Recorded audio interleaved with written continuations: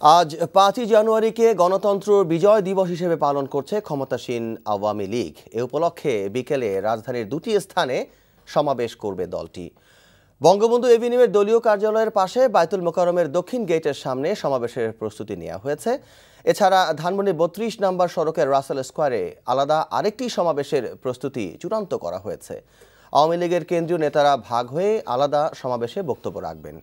বঙ্গবন্ধু এভিনিউয়ের সমাবেশে দলের সাধারণ সম্পাদক সৈয়দ আশরাফুল ইসলাম থাকবেন বলে জানা গেছে। যদিও এর আগে ১৮টি স্থানে সমাবেশ করার পরিকল্পনা করেছিল আওয়ামী লীগ। জনদুর্ভোগ ও যানজটের কথা বিবেচনা করে পরে তা দুটি স্থানে নামিয়ে আনা হয়। জনদুর্ভোগ ও নিরাপত্তার স্বার্থে ঢাকা মেট্রোপলিটন পুলিশের পক্ষ থেকে সমাবেশ করার উপর কয়েকটি শর্ত দেয়া হয়েছে।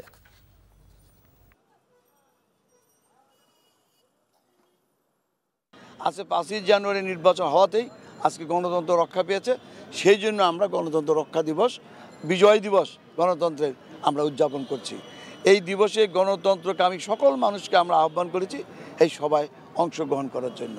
ইতিমধ্যে আমাদের প্রস্তুতি সম্পূর্ণ হয়েছে। আওয়ামী লীগ আইনের প্রতি শ্রদ্ধাশীল, যে টার্মস অ্যান্ড কন্ডিশনের মধ্য দিয়ে আমাদের সভা করার অনুমতি আমরা পেয়েছি, আমরা অক্ষরে অক্ষর সেটা পালন করব। বঙ্গবন্ধু এভিনিউতে আছেন আমাদের স্পেশাল করেসপন্ডেন্ট আহমেদ পিপুল। দর্শক, আমরা তার কাছে সরাসরি চলে যাচ্ছি।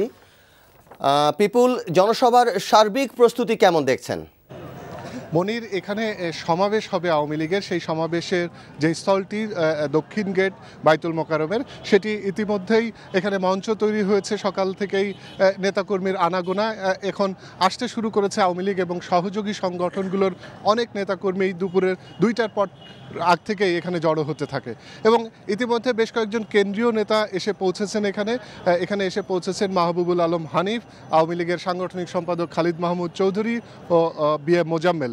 তাদের সাথে আমাদের কথা হয়েছে। তারা যেটা বলছেন যে নিরাপত্তা কারণে এবং যেহেতু ডিএমপি থেকে একটি বলা হচ্ছিল যে আইন শৃঙ্খলা পরিস্থিতি নিয়ন্ত্রণে রাখার জন্য তারা 18টি জায়গায় সমাবেশের প্রস্তাব করেছিল, সেটা থেকে কমিয়ে এনে তারা এই বঙ্গবন্ধু এভিনিউ এবং রাসেল স্কোয়ারের সমাবেশটি সীমাবদ্ধ রেখেছেন।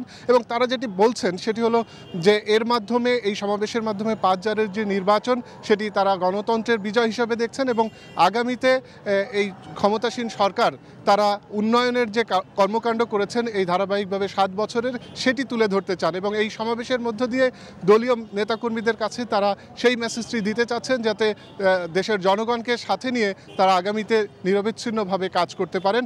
উন্নয়নের কথাই সবচেয়ে জোর দিয়ে বলা হচ্ছে এবং আজকের এই সমাবেশ থেকেই দলটির নেতারা বলবেন। এবং কিছুক্ষণ পরেই আমরা জানি যে আওয়ামী লীগের সাধারণ সম্পাদক জনপ্রশাসন মন্ত্রী সৈয়দ আশরাফ এসে পৌঁছাবেন। তারপরই এখানে জনসভা শুরু হবে বা সমাবেশটি শুরু হবে। ধন্যবাদ পিপুল আপনাকে।